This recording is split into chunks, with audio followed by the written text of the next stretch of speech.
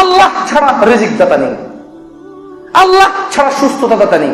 এখানে কিছু ঝোলালে সুস্থ হয়ে যাব, ভুল কথা। আল্লাহ যদি কাউকে পাগল করে দেয়, আল্লাহ যদি কাউকে মাতাল করে দেয়, কোন মুসিবত দিয়ে ওকে পরীক্ষা করতে চায়, এই তাবিজ কি জিদ ঠেকাবে? এই তাবিজ কি মুশকিল ঠেকাবে? এই তাবিজ তো বেয়াদবি কোরআনের সাথে।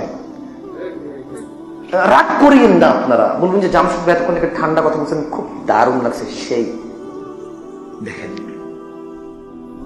আমি কি তাবিজকে এখনো খারাপ বলেছি? আমি বলেছি বেয়াদবি। তা আমাকে বলতে দিলে আমি বলবো, কোরআনুল কারীম কি পড়ার জন্য এসেছে না ঝুলার জন্য এসেছে?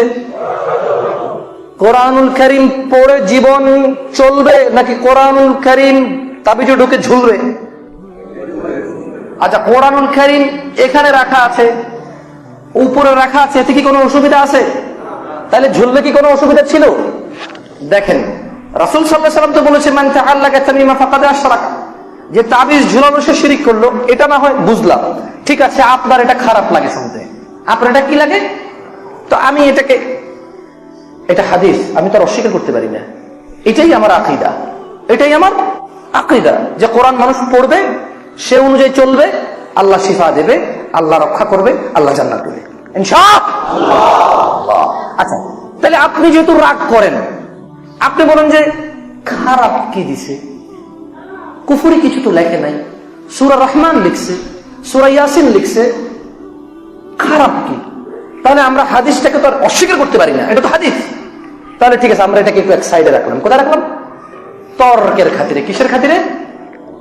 কালকে আবার পোস্ট দিন না, জামশেদ ভাই হলুদ সব কথা বলে, এভাবে দিয়েন না আপনারা, বুঝে শুনে কথা বলবেন।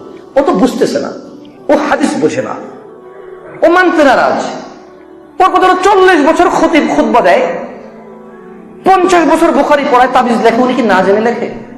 তো ওর তো একটা লজিক আছে, ওর তো একটা যুক্তি আছে। তো আমি বললাম ও তো হাদিস বোঝে না, তো ওকে একটু বলি, আচ্ছা শোনো, কোরআনুল কারীম কি ওযু ছাড়া ধরা যায়? ওযু ছাড়া কি ধরা যায়? ধরা যায় না। পড়া যায় কিন্তু ধরা যায় না। আচ্ছা, কোন মহিলার যদি মাসিক হয়, ওই মহিলা কি কোরআন ধরতে পারবে? কোন পুরুষ যদি টয়লেটে যায়, ওকে কোরআন ধরতে পারবে? কোরআন তাহলে টয়লেটে নিয়ে যাওয়া ওযু ছাড়া? মহিলার মাসিক হলে, বাচ্চা কাচ্চা হইলে ধরা যায়? টেলিভিশন দেখতেছি, অশ্লীলতা, এসবে কোরআন ধরে রাখতে পারবো বুকে, হাতে, কোমরে? আচ্ছা, তো হুজুর তো ভালো মানুষ, কুফরি লেখে না, কোরআন লেখে। কি লেখে? দেখেন, আমি কি তাবিজকে খারাপ বলছি?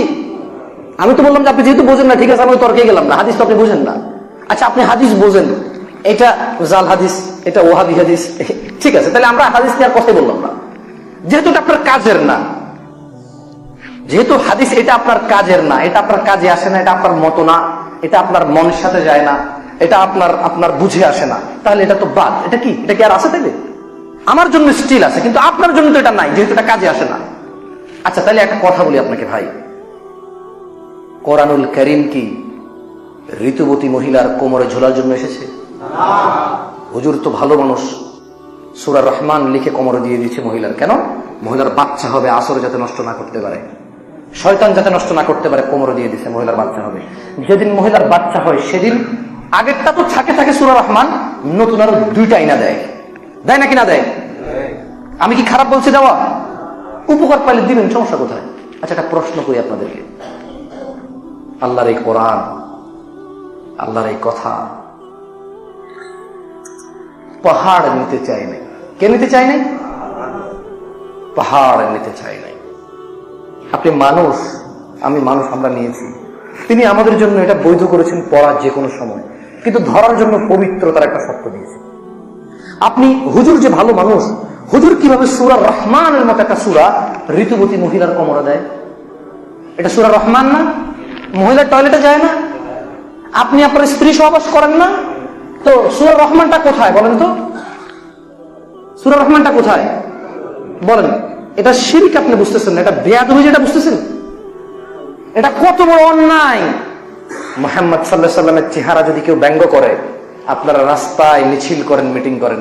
আমি কি বলেছি ভুল করেন বা আমি জানি না আসলে আপনারা কি করেন, প্রত্যেকের একটা লজিক আছে, দরকার নাই তো। তা আমি বলতে চাই, উনি তো এত বড় হুজুর, ওনার হৃদয় কি একবার কাঁপলো না?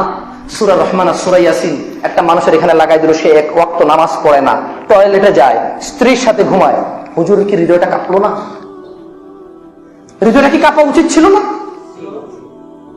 কই হুজুর তো হৃদয় কাঁপলো না। যাই হোক, তারপরও দিলে আপনাদের ব্যাপার।